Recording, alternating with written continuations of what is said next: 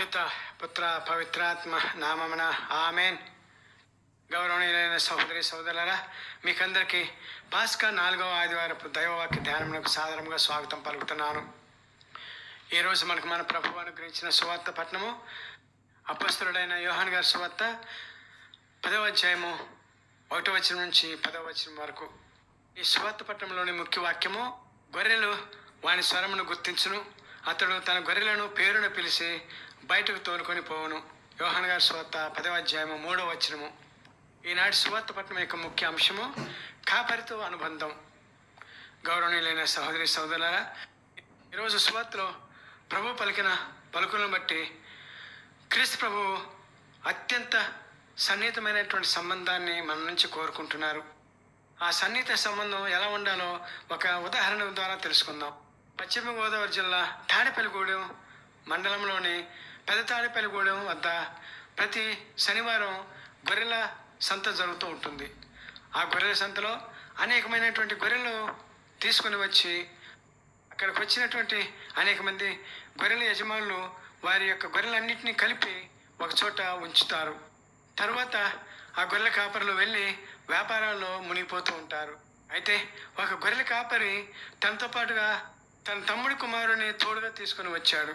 సమయంలో ఆ యజమాని, ఆ గొర్రెల కాపరి తన యొక్క గొర్రెలకు సంబంధించినటువంటి బేరం కుదుర్చుకొని తన తమ్ముడి కుమారునితో ఇలా అన్నాడు, నీవు వెళ్ళి మన గొర్రెలను తోలుకొనిరా అని పంపించాడు. తన పెదనాన్న చెప్పగానే ఆ కుర్రవాడు వెళ్ళి గొర్రెలను తోలుకురావడానికి ప్రయత్నం చేస్తుండగా ఆ గొర్రెలలో ఏవి తన పెదనాన్న యొక్క గొర్రెలో తెలియక సతమతం అవుతున్నాడు. ఆ సమయంలో చాలాసేపు చూసినటువంటి ఈ గొర్రెల కాపరి, ఏంటి మా వాడు ఇంకా గొర్రెలు తోలుకు రావట్లేదు అని అనుకొని తను వెళ్ళి, ఏమిటిరా మన గొర్రెలు తోలుకు రావట్లేదు అని చెప్పగానే కుర్రవాడు, ఏది మన గొర్రె నాకు అర్థం అవ్వట్లేదు పెదనాన్న అని చెప్పగానే ఆ వ్యక్తి వెంటనే తన గొర్రెలను పేరు పెట్టి పిలవగా అన్ని గొర్రెల్లో కలిసిపోయినటువంటి తన గొర్రెలు వెంటనే తన యజమాని వద్దకు వచ్చాయి. గౌరవనీయులైన సహోదరి సోదరులారా, ఈ యొక్క సంఘటనలో ఆ గొర్రెల కాపరి పిలవగానే ఎందుకు ఆ గొర్రెలు తన యొక్క యజమాని వద్దకు పరిగెత్తుకొచ్చాయో అర్థమైందా? గౌరవనీయులైన సహోదరి సోదరులారా, ఎందుకు అలా పరిగెత్తుకొచ్చాయంటే ఆ గొర్రెల యజమానికి ఆ గొర్రెలకు మధ్య ఉన్నటువంటి అనుబంధమే దానికి కారణం. ఇదిగో ఈనాటి ఈ సంఘటనకు సంబంధించిందే ఈరోజు మనకు మన ప్రభువు తెలియజేస్తున్నటువంటి సువిశేష సందేశ వివరణ. ఈరోజు ప్రధాన వచనంలో క్రీస్తు ప్రభువు తన గొర్రెలను పేరు పెట్టి పిలుస్తారు అని చెప్పారు.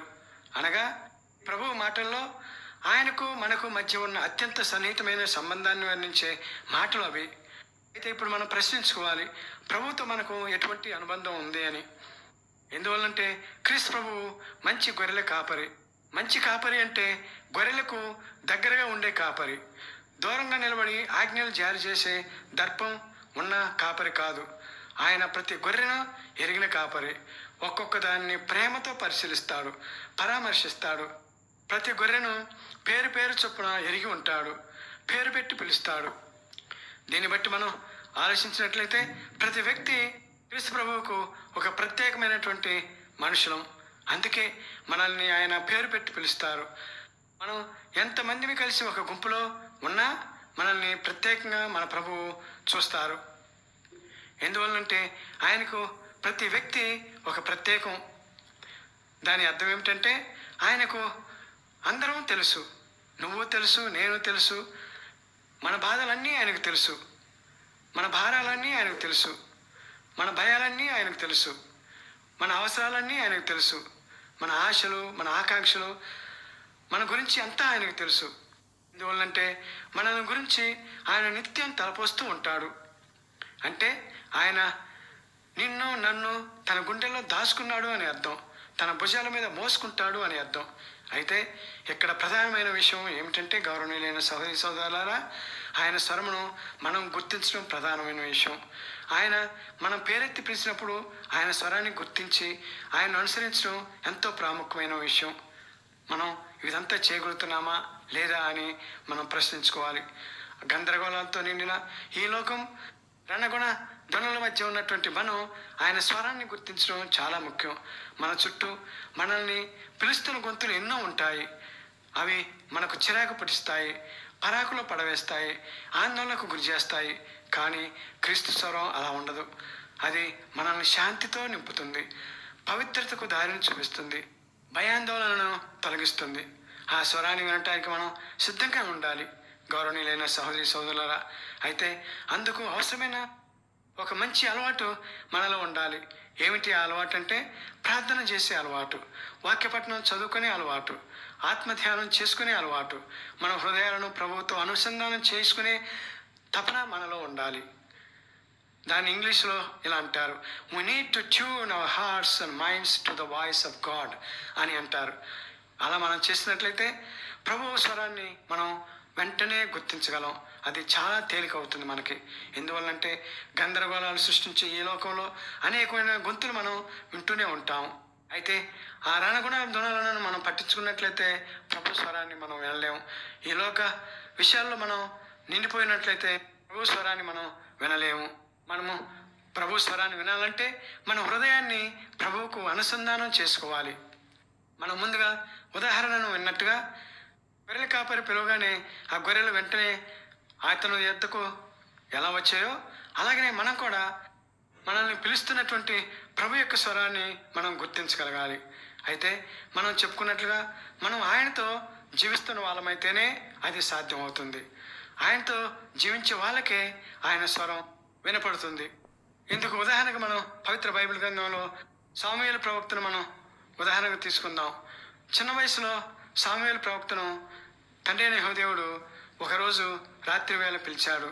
సమూయేలు ఆ పిలుపు ఎవరిదో అని గుర్తించలేకపోయాడు. అయితే దేవుడు సమూయేలును పిలుస్తున్నాడని యాజకుడైన ఏలియా గుర్తించాడు. దీనికి కారణం ఏమిటంటే ఏలియాకు దేవునితో సంబంధం ఉంది కాబట్టి. ఈ విషయాన్ని మనం 1 సాముయేలు గ్రంథము 3వ అధ్యాయము 1వ వచనం నుంచి 8వ వచనంలో మనం చదువుతాం. దేవునితో సంబంధం కలిగి ఉన్న వ్యక్తులు మాత్రమే దేవుని యొక్క స్వరాన్ని వింటారు అనే సత్యాన్ని మనం ఈ సందర్భంలో తెలుసుకోవాలి గౌరవనీయులైన సహోదరి సహోదరులారా. కాబట్టి నువ్వు నీ దేవునితో అనుబంధం పెంచుకున్నావా లేదో ప్రశ్నించుకోవాలి. అనుబంధం పెంచుకోకపోయినట్లయితే ఎప్పటి నుంచైనా అనుబంధం పెంచుకోవడానికి ప్రయత్నం చేయి. ఈ సందర్భంలో మనకి కొన్ని సందేహాలు రావచ్చు. ఎప్పుడు ఏ సందర్భంలో దేవుడు పిలుస్తాడు అని. ఈ యొక్క ప్రశ్నకు సమాధానంగా మనం పవిత్ర బైబిల్ గ్రంథంలోని కొన్ని ఉదాహరణలు తీసుకోవచ్చు. ఉదాహరణకు అబ్రహామును దేవుడు నిశ్శబ్ద సమయంలో పిలుచుకున్నాడు. అదేవిధంగా మోషేను తండ్రి అయిన యెహోవా ఒంటరిగా నిశ్శబ్దంగా ఉన్న సమయంలో పిలుచుకున్నాడు. అదేవిధంగా సమూయేలు ప్రవక్తను కూడా మనం చూసుకున్నట్లయితే నిశ్శబ్ద సమయంలో రాత్రిపూట నిద్రిస్తున్న సమయంలో పిలుచుకున్నాడు. అయితే ఈ సందర్భాలను బట్టి మనం దేవుని పిలుపు గురించి అర్థం చేసుకోవాల్సిన విషయం ఏమిటంటే దేవుడు మనల్ని నిశ్శబ్దంలో పిలుస్తాడు. అయితే ఆ పిలుపును మనం గుర్తించగలిగే విధంగా ఉండాలి. ఏ విధంగా అయితే హోరేబు కొండ మీద దేవుడు ఏలియా ప్రవక్తతో నిశ్శబ్దంలో మాట్లాడారో పరిశీలిద్దాం. ముందు భూకంపం కలిగింది, దానిలో దేవుడు మాట్లాడలేదు. తర్వాత అగ్ని మండింది, దానిలోనూ దేవుడు మాట్లాడలేదు. చివరిగా నిశ్శబ్దంలో చిన్న స్వరం వినిపించింది. నిశ్శబ్దం వంటి స్వరం వినిపించింది. ఆ స్వరాన్ని వినగానే ఏలియా ప్రవక్త తన అంగీ అంచుతో ముఖం కప్పుకొని వెలుపలికి పోయి కొండపోరియే అంచున నిలబడ్డాడు. దేవుడు అతనితో మాట్లాడాడు.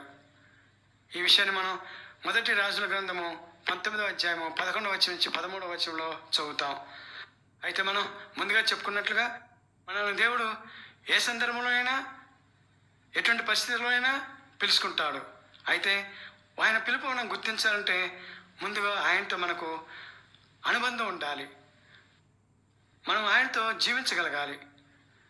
ఉదాహరణకు చూడండి, క్రీస్తు ప్రభువు ఉత్థానమైన తర్వాత మరియా అని ప్రభువు తన పేరు పెట్టి పిలవగానే ఆయన్ని మగ్దల మరియా గుర్తుపట్టింది. ఆమెకు ఆయనతో ఉన్నటువంటి అనుబంధం అటువంటిది.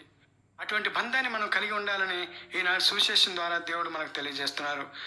సోదరా సోదరి, ఒక్క క్షణం ఆగి ఆత్మ పరిశీలన చేసుకో. నేను ప్రభు స్వరాన్ని గుర్తిస్తున్నానా? ఈ వారం ఆయన నాతో ఎన్నిసార్లు మాట్లాడారు? నేను ఆయన స్వరాన్ని ఆఖరిగా ఎప్పుడు విన్నాను? నేను ఆయన వెంబడి వెళ్తున్నానా? ఆయన నడిపింపునకు నేను లోబడి ఉంటున్నానా అని మనల్ని మనం ప్రశ్నించుకోవాలి. అసలు పవిత్ర బైబిల్ గ్రంథంలో ఈ గొర్రెల కాపరి అనే మాట మొట్టమొదట ఎవరు ఉపయోగించారో తెలుసా? గౌరవనీయులైన సహోదరి సోదరులారా, దావీదు మహారాజు 23వ కీర్తనలో ఈ యొక్క పదాన్ని ఉపయోగించాడు. అప్పటి నుంచి యూదులు తండ్రి అయిన యెహోవా దేవుణ్ణి తమ కాపరిగా భావించారు. ప్రభువే నాకు కాపరి, నాకు ఏ కొదువ లేదు అని దావీదు పలుకున్నటువంటి ఆ కీర్తనను యూదులు వారి జీవితంలో భాగం చేసుకున్నారు. దేవుడు ఓ మంచి కాపరిగా ఆపదలు కలగకుండా తమను భద్రపరుస్తాడు అని, ఆకలి కొన్నప్పుడు భోజనం పెడతాడు అని, రోగం సోకినప్పుడు స్వస్థత పరుస్తాడని, క్రూర మృగాల మీద నుండి దొంగల వారి నుండి రక్షిస్తాడు అని వారు నమ్మేవారు. అందుకే ఆయనను మా కాపరి అని ఎంతో అభిమానంతో వారు కీర్తించారు దావీదు మహారాజులాగా. ఇప్పుడు వాస్తవ విషయాన్ని మనం పరిశీలించినట్లయితే అసలు కాపరే లేకపోతే గొర్రె ఒంటరిదవుతుందని, గొర్రె ప్రమాదంలో పడుతుందని మనం భావించాలి. ఇంకా వాస్తవంగా చెప్పుకోవాలంటే కాపరే లేకపోతే గొర్రె అనుదిన ఆహారం కూడా సంపాదించుకోలేదు. గొర్రె ప్రమాదంలో పడిపోతుంది. అందువలనే ఆ గొర్రె ఎప్పుడూ తన యజమానిని కనిపెట్టుకొని ఉంటుంది. అలాగే మన యొక్క వ్యక్తిగత జీవితాన్ని ప్రభువుతో అనుసంధానం చేసుకున్నట్లయితే క్రీస్తు ప్రభువును మనం మంచి కాపరి అని పిలుచుకుంటాం. ఎందుచేతనంటే యూదులు ఊహించిన దానికంటే అద్భుతమైన మంచి కాపరి మనకు యేసుక్రీస్తు ప్రభు రూపంలో దక్కాడు. ఆయన తన మంద అయిన మనలను రక్షించడానికి తాను పరలోకాన్ని వీడి మన మధ్యకు వచ్చాడు. మన రూపాన్ని ధరించాడు, మనలో ఒకడయ్యాడు. మన ఆకలిని తీర్చడానికి తన శరీర రక్తాలనే ఆహారంగా చేసి మనల్ని పోషిస్తున్నాడు. మన రోగాలను నయం చేయటానికి తాను గాయాల పాలయ్యాడు. చివరికి తాను మరణించి మనల్ని బ్రతికించాడు. తన రక్తాన్ని వెలగా చెల్లించి మనల్ని సంపాదించుకున్నాడు. నిత్య జీవంతో మనల్ని నింపాడు.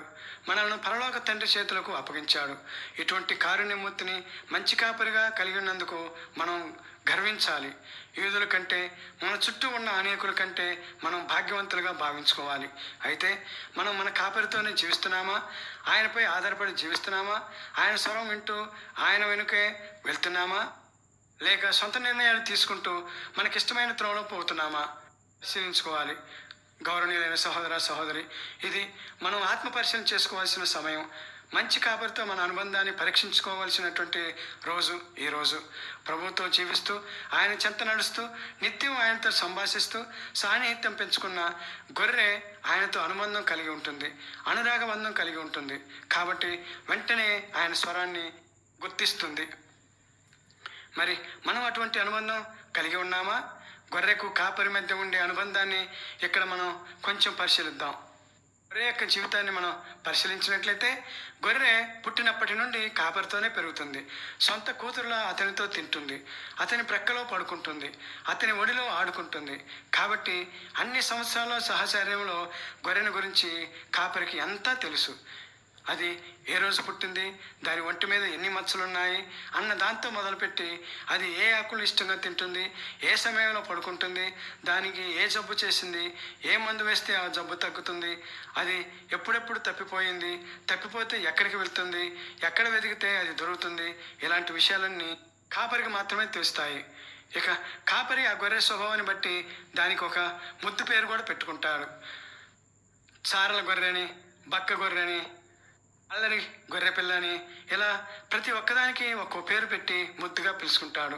అతని మందలో 100 గొర్రెలు ఉంటే ప్రతి గొర్రె ఒక ప్రత్యేకమే ఆ కాపరికి. ప్రతి గొర్రెను ఒక పేరు పెట్టి పిలుచుకుంటాడు. దీన్ని మన జీవితాలకు అన్వయించుకోవచ్చు గౌరవనీయులైన సహోదరి సోదరులారా. ఎలాగంటే మన కాపరికి మన గురించి కూడా అంత తెలుసు.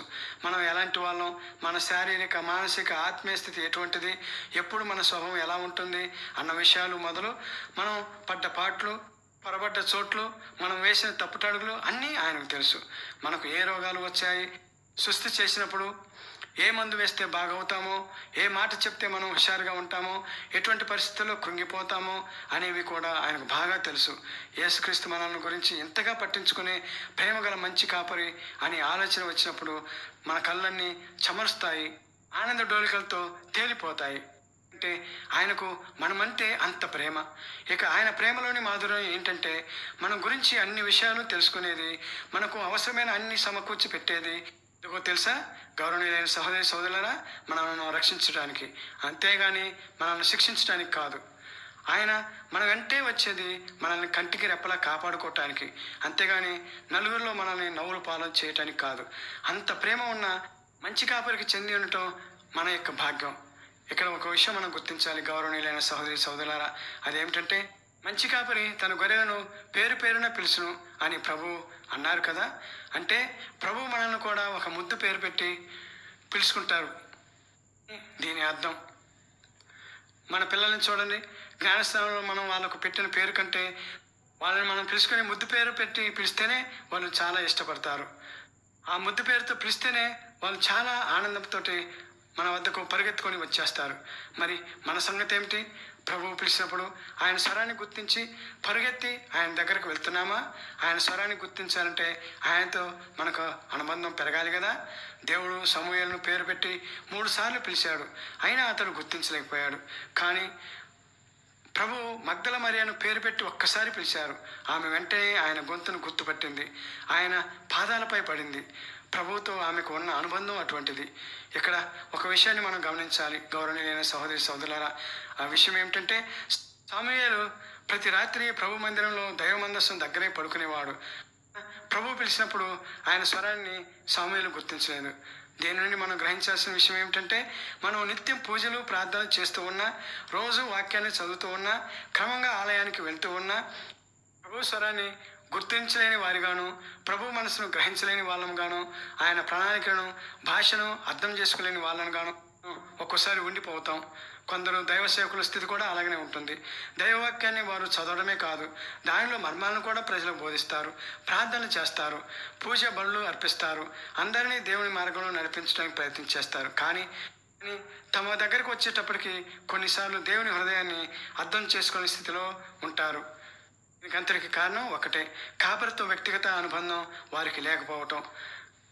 గౌరవనీయులైన సహోదరి సహోదరులారా, కాపరితో అనగా క్రీస్తు ప్రభువుతో వ్యక్తిగత అనుబంధం పెంచుకోవాలంటే దానికి పెద్ద చిన్న, గురువు సామాన్య వ్యక్తి అను తేడా లేదు, భేదం ఉండదు. మనం ప్రభువుతో అనుబంధాన్ని పెంచుకోవాలి. ఆయనతో మన మనసు విప్పి మాట్లాడాలి. ఆయనతో మనకు ఉన్నది ఉన్నట్లుగా మన బలాలు బలహీనతలు అన్నింటినీ ఏది దాచకుండా ఆయనతో చెప్పుకోవాలి.